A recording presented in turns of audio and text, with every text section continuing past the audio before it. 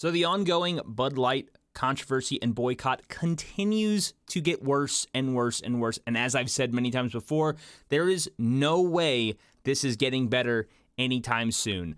Honestly, Bud Light's brand is completely and officially destroyed. There's no correcting this. It has taken them decades to become the #1 selling beer in America, and it's only taken them a couple months to completely destroy their brand, and there is no way they are coming back from this, not by a long shot. So it says here, Bud Light risks losing its #1 status in U.S. as sales plunge to 25.7% in the latest week. As most of you know, Memorial Day just passed, and we are literally on the footsteps of the summer months where beer sales explode and thrive. This is where people are outside barbecuing, grilling, drinking beer, having a good time. This is going to be so detrimental to this brand because nobody is still buying this stuff. Nobody wants to even be seen with Bud Light anymore because now it's just a running joke. If you're caught holding a Bud Light, if you're caught even near it, what do you think you're going to be associated with? You're going to be associated with Dylan Mulvaney. And again, I know they continue to push this type of stuff where this is normal, but most of America do not see this type of stuff as normal. It is not as widespread as what these companies want you to think. It is just not the case because most of Americans do not approve of this stuff or want this stuff. A lot of us are live and let live people. We don't really care what you do as long as you're not affecting me. But as we have seen what this trend is doing, they are intentionally going after children. They are intentionally targeting a younger audience and children. They are trying to manipulate them to thinking that this is normal and that this is something that they should be looking into. And that is the problem that we have with all of this stuff. So as you can see here, it says Bud Light sales suffered from their worst week ever, falling to 25.7%, endangering its status as the world's #1 beer brand, according to the latest data. The plunge follows a 24.6% decline from the previous week, and the 6 straight week sales have been hit since trans influencer Dylan Mulvaney promoted Bud Light on April 1st. What an April Fool's Day for them, right? Every Anheuser-Busch beer that's under the brand is being affected across the board. So it says here for the week ending May 20th, Budweiser has plunged 11.2%, Michelob Ultra fell 6.5%, Busch Light was off by 5%, and Natty Light was down 4.9%. Again, this is massive for this company. And a lot of people out there are saying, the boycotts, these type of things aren't going to work.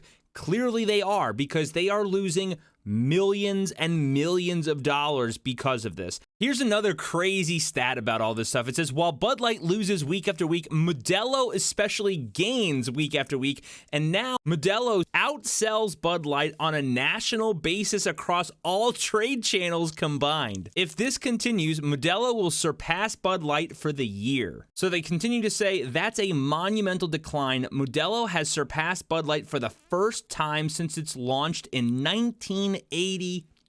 Not only has Modelo blown up in sales, but there are plenty of other brands that are just exploding because everybody is bailing out on Bud Light. It says here in the article, Yuengling, which bills itself as America's oldest brewery, has seen sales soar by a whopping 47.6%, and its lager spike by 32% for the 4-week period. Quote, Yuengling is having a great moment with the greatest growth of all premium beers. It even says Coors Light, Miller Lite, and Pabst Blue Ribbon have seen double-digit sales increasing since the Mulvaney controversy. Now, we've already talked about Miller Lite and their nonsense they're doing, so I don't recommend them. And even some of these other companies are kind of woke. If you look into Coors Light, they're probably not the best option as well. Personally, I'm a big fan of Yuengling, always have. They are America's oldest brewery, so. But like I mentioned at the beginning of the video, demand for Bud Light over the crucial Memorial Day weekend was lukewarm, with many store shelves still holding cases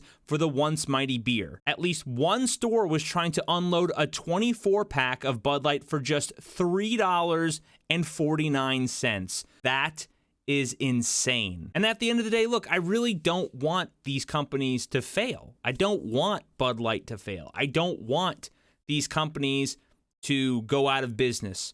But Here's the deal. There's a line in the sand when it comes to this stuff. I would imagine most of you are normal, everyday, common sense people, and we're live, let live. I don't care what you do with your bodies. I don't care if you're gay or lesbian. None of that stuff matters to me. I have plenty of friends who are gay or lesbian. I have no problem with them. I love them. They're good people, right? The problem that I have with any of this stuff is when you are trying to go after children specifically, that is where I draw the line. And that is what these people are trying to do. If you look past the curtain and you see what's going on with BlackRock and all these other companies and the ESG scores and the diversity, equity, and inclusion nonsense, all of this stuff, there's a bigger scheme pushing all this. It's tied into the World Economic Forum. It's tied with what's going on with our government. It sounds insane, I know, but if you look into this stuff, it's crazy.